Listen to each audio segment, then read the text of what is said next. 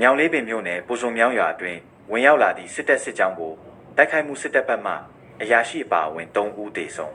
နေဘဲမြို့နယ်တွင်ဇန်နဝါရီလမှဧပြီလအတွင်းတိုက်ပွဲ23ကြိမ်ဖြစ်ပွားပြီးဗိုလ်မှူးတီဟအောင်အပါအဝင်စစ်သား63ဦးသေဆုံးကဗိုလ်ကြီးအောင်ငင်းချမ်းဗိုလ်ကြီးတင်ကိုထက်အပါအဝင်စစ်တုံးပန်း18ဦးအရှင်ဖမ်းမိစစ်ကိုင်းမြို့နယ်တွင်စစ်ရင်တန်းကိုလုံခြုံရေးယူပေးနေသောစစ်တပ်ကိုကြားဖြတ်တိုက်ခိုက်မှုစစ်သား9ဦးသေဆုံးထိုင်းလေပိုင်နက်ကိုကျူးကျော်ပြီးစစ်ကောင်စီလေတပ်က KNA နေရာများကိုဘုံကျဲနေလေရင်ပြစ်မြောက်များကိုထိုင်းစစ်တပ်ကနေဆက်တို့ရွှေ့ပြောင်းနေပြည်တော်တွင်ကပါစာ73မှ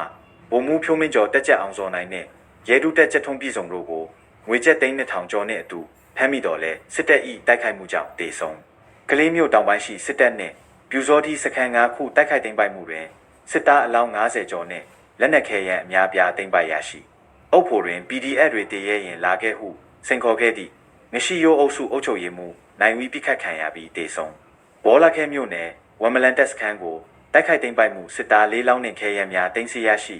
တော်လန်ရေးတပ်ဖွဲ့ဝင်2ဦးကြဆုံးမိုင်းပုံမြို့နယ်အခြေစိုက်ခအမာရ9တခုတက်ရင်မှစစ်မှုထမ်းတပ်သား2ဦး PDF တပ်ဖွဲ့ထံအလင်းဝင်ရှမ်းပြည်နယ်တောင်ခမ်းနားတိုက်ပွဲဖြစ်နေစစ်ကောင်စီကအစိတ်တက်ငွေပုံများကျဲတိုက်ခိုက်နေဖဲနှင့်ဗရန်တိုက်ပွဲများအတွင်းစစ်ကောင်စီတပ်ဗိုလ်မှူးတီဟအောင်ပါဝင်60ကျော်တေဆုံးဗိုလ်ကြီး2ဦးပါဝင်18ဦး၏အရှင်ဖမ်းမိလက်နက်ခဲယမ်းများပြားရဟု PRA မကွေးတက်ကပြောပါတယ်ကရင်ပြည်နယ်ကော့ကရိတ်ကျုံတိုးလန်းတစ်ယောက်က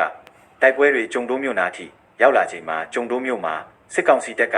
ခံစစ်ခိုင်မာပြင်ဆင်နေရလို့ကရင်အရက်ဘက်နဲ့စစ်ဘက်တရင်မြစ်တွေထံကသိရပါတယ်မန္တလေးမှာမိချိုခထက်ဝက်ခန့်ဈေးတက်သွားမိုးပြဲမြို့စစ်ကြောင်းထိုးလာသည့်စစ်ကောင်စီတပ်တိုက်ခိုက်ခံရပြီး3ဝီထက်မနည်းတေဆုံးဟိုပင်မြို့မရဲစခန်းတိုက်ခိုက်ခံရမန္တလေးမြို့စိတ်ကမ်းနီးမှာပြစ်ခတ်တံတွေစူညံနေမြို့ခံတွေထိတ်လန့်